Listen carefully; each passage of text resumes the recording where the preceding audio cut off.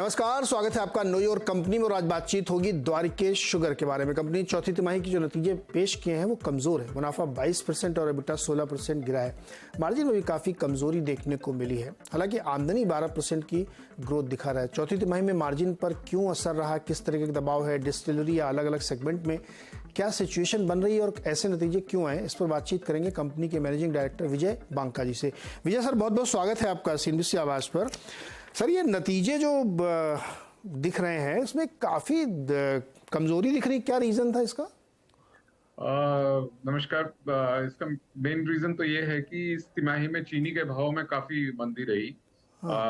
3,400 के आसपास में रहे तो, और हमारी रिकवरी में भी थोड़ा डेंट आया है, थोड़ी रिकवरी में भी गिरावट आई है।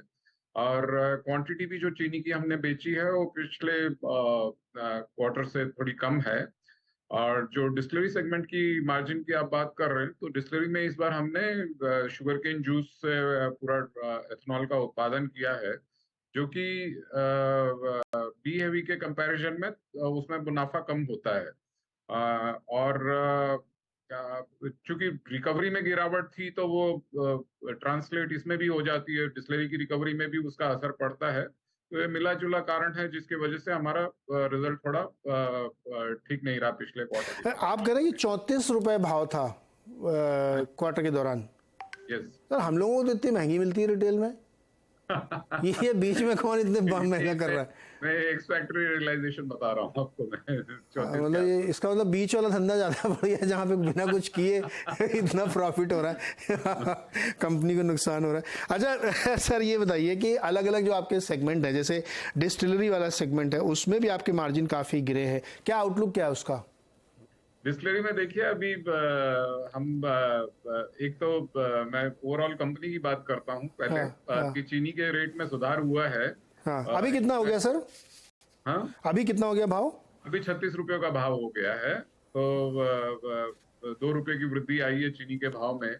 पिछले साल पूरा साल चीनी की कीमतों पर दबाव ही बना रहा, बट अभी चूंकि इंटरनेशनल प्राइसेस भी बहुत ऊंचे हैं, और अभी इस्मा ने भी अपने आंकड़े निकाले हैं अगले सत्र, इस सत्र का पूरा एस्टिमेट उन्होंने 328 लाख टन का एस्टिमेट निकाला है।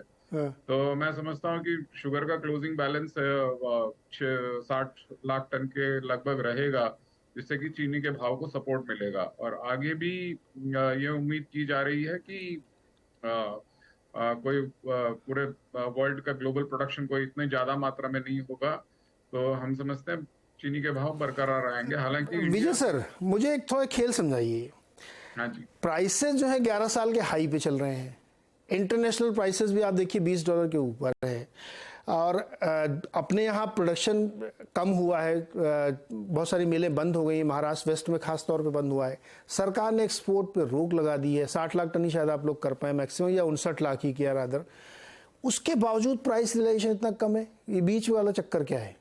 नहीं, ये जो देखिए, एक्सपोर्ट का तो ऐसा था कि गवर्नमेंट के हाथ में था। जो मैंने आपको कहा कि इंटरनेशनल भाव में वृद्धि हुई है, उसका यहाँ पे कोई असर नहीं पड़ा, क्योंकि एक्सपोर्ट पे पाबंदी है। 60 लाख टन से ज्यादा का एक्सपोर्ट, 6 मिलियन टन से ज्यादा का एक्सपोर्ट अब गवर्नमेंट अलाउ नहीं कर रही है। तो एक तो ये, और दूसरा ये था कि ये जो चीनी के उत्पादन का जो एस्टिमेट है, ये धीरे धीरे करके कम हुआ है। जैसे जैसे स्थिति क्लियर होते गई, इसका एस्टिमेट कम रहा।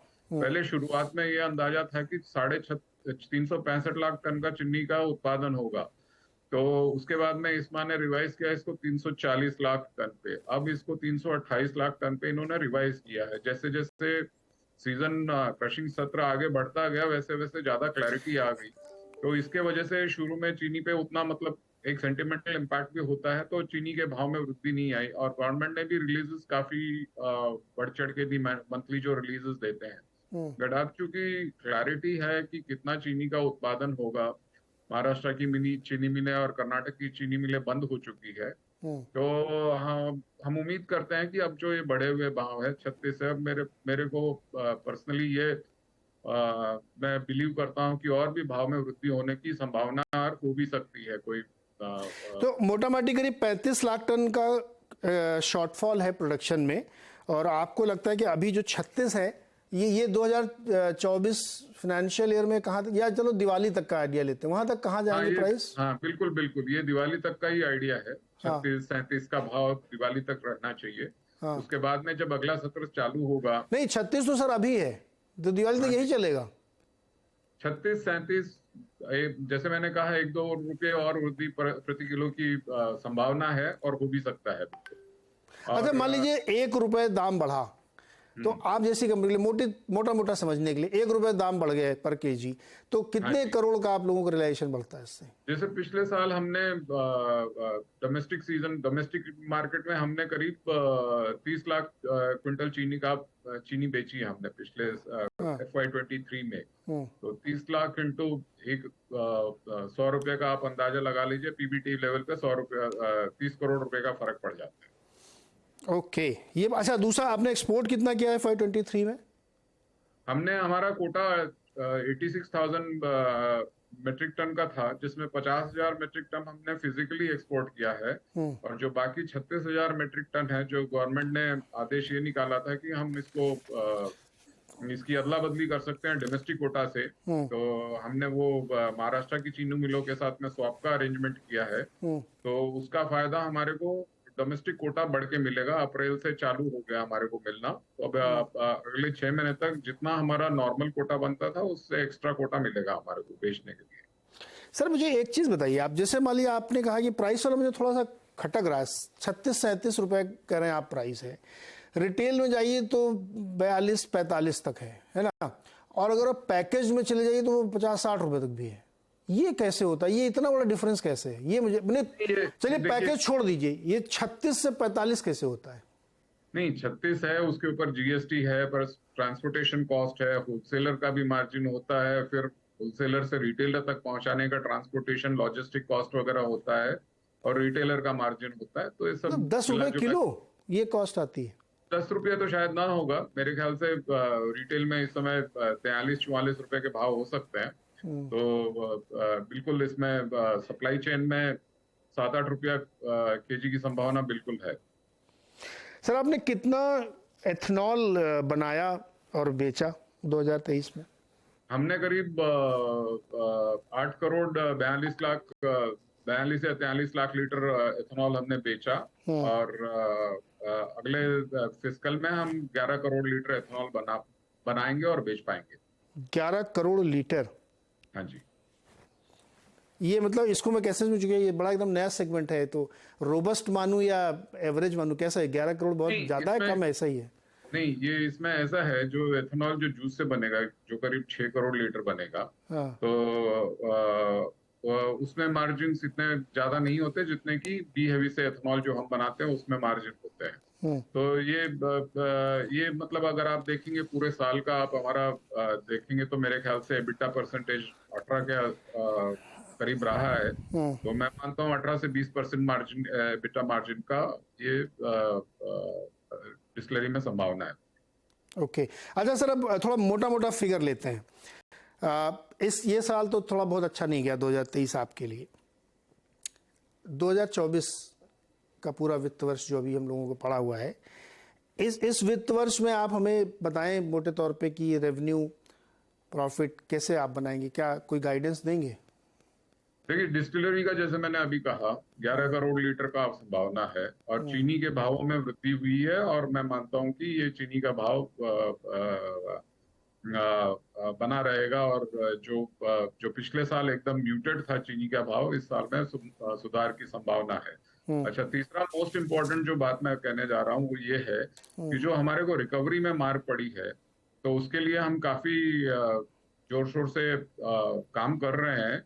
हम पूरा जो वैराइटल बैलेंस है, जो प्रजाति थी 0238, अब वो कई जगह उस पे लाल सड़न का रोग लगा हुआ है, जिसके वजह से यील्ड में भी और रिकवरी में भी मार पड़ी है। जैसे हमारी रिकवरी में भी उसका डेंट आया है, तो हम उस वैरायटी को रिप्लेस करने के लिए जोर शोर से काम कर रहे हैं। तो वो हो जाएगा तो हमारी रिकवरी भी बढ़ेगी। तो अगले सत्र में हम, जैसे हमारा एक प्लांट है बरेली डिस्ट्रिक्ट में एक प्लांट है, जिसमें हम 96% हमारा वैरायटी ये 238 प्रजाति का वैरायटी था, तो ये अगले साल, अगले सत्र में इसको हम 30% कम से कम कर देंगे, जिससे कि हमारी जो रिकवरी में मार पड़ी है वो ठीक हो जाएगी। तो इस हिसाब से मैं उम्मीद करता हूं कि ये जो तीनों फैक्टर्स हैं काम करेंगे, रिकवरी में सुधार होगा, चीनी के भाव में बढ़ोतरी होगी और एथेनॉल सेगमेंट पूरी तरह से काम करेगा। तो मेरा यही मैं काफी आशा रखता हूं कि हमारे वर्किंग में जो इस साल में जो दबाव रहा है, उस दबाव से हमको मुक्ति मिलेगी अगले साल। सर, ये एक्सपोर्ट कोटा बढ़ने की उम्मीद है आपको अभी? और क्या कहा आपने? एक्सपोर्ट कोटा और बढ़ने की उम्मीद है क्या? नहीं, इस समय तो नहीं लगता, क्योंकि गवर्नमेंट ने इस माह ने जो एस्टिमेट निकाला है 328 लाख टन का, उसके हिसाब से क्लोजिंग स्टॉक का फिगर बैठ रहा है करीब 60 लाख टन। तो मैं नहीं समझता हूँ कि गवर्नमेंट उसको उस लेवल से कम जाना उनको मान्य होगा। बट उम्मीद करते हैं, लेकिन अगर गवर्नमेंट दे दे एक्सपोर्ट तो बहुत अच्छी बात है। बट उम्मीद नहीं है, क्योंकि सिचुएशन से प्रोडक्शन भी कम हुआ है। सरकार क्यों चाहेगी चुनावी साल में चीनी महंगी कराए? बिल्कुल, है ना, उनका स्वाद कड़वा हो जाएगा। अच्छा, लास्टली सर एक सवाल कि गन्ना किसानों को आप लोगों को कुछ बकाया हो गया है कि सब आपने एकदम क्लियर कर रखा है? नहीं, हमारा एकदम क्लियर है। अब जैसे मैं बात कर रहा हूँ, आज हम 28 तारीख में, तो हमारा पूरा मूल्य जो ड्यू बनता है उससे ज्यादा दे दिया। एडवांस दे दिया क्या? बिल्कुल एडवांस दे दिया। अरे वाह! मतलब हमारे को जो 14 दिन का जो समय प्राप्त है गवर्नमेंट से, हाँ। तो हम 14 दिन में नहीं 7 दिन में पेमेंट कर देते। अरे वाह, ये तो बहुत अच्छी बात है। बड़े बंधनों में सर आप लोग काम करते हैं, ये बात तो सही है। बहुत, मतलब प्राइस का, एक्सपोर्ट का, किसानों का, एमएसपी, एसएपी, पता नहीं क्या क्या, बहुत सारे बंधन है। पूरा रेगुलेटेड है सर, पूरा रेगुलेटेड। पॉलिटिकल कमोडिटी है। बहुत बहुत शुक्रिया विजय सर, और मजेदार बातचीत रही आपके साथ, हमारे साथ। नमस्कार। तो FY24 के लिए बहुत होपफुल है विजय जी कि वो साल अच्छा जाएगा चीनी कंपनियों के लिए। बहुत बहुत शुक्रिया। छोटा सा एक ब्रेक के बाद मार्केट।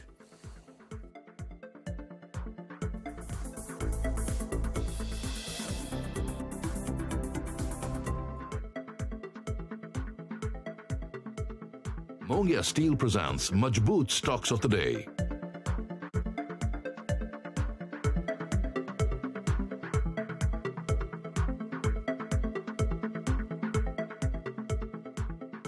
अभी तक मटेरियल आया नहीं? पैसे नहीं है। अच्छा,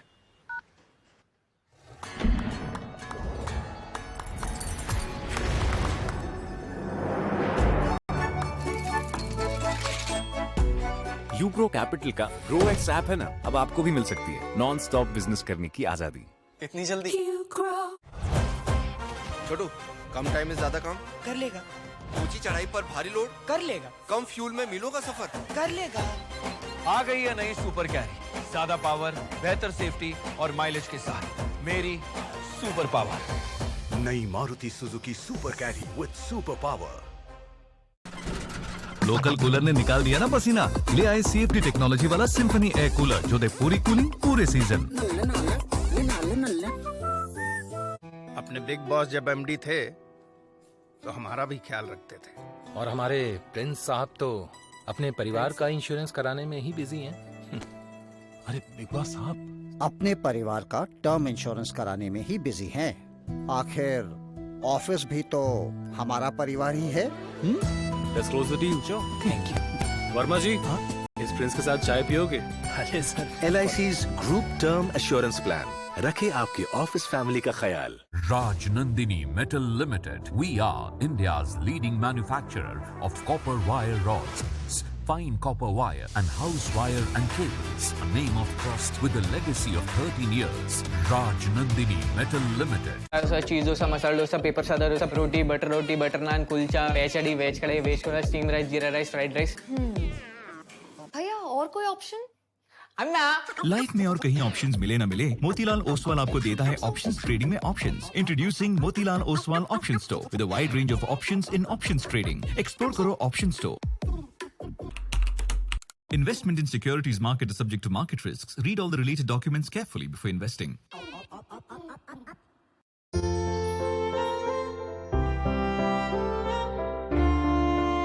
तेरी रोशनी हूं मैं, किस ना। घर रेंट पे देना है और ये अब तक ब्रोकर के पीछे पड़ा हुआ है और मैंने नो ब्रोकर पे बिना ब्रोकरेज के एक अच्छा टेनेंट ढूंढ भी लिया। फ्री में घर लिस्ट करो और आपका नो ब्रोकर रिलेशनशिप मैनेजर सब देख लेगा। तो ब्रोकरेज क्यों देना? नो ब्रोकर है ना। हमारा हाँ में हाँ मिलाना ओके है, क्योंकि हम तोते हैं। लेकिन आपके वेल्थ मैनेजर को ऐसे नहीं करना चाहिए, पता है ना? चुनिए नुवामा। हम करते हैं वही जो आपके और आपके पैसों के लिए है सही। Nuvama, let's do it right.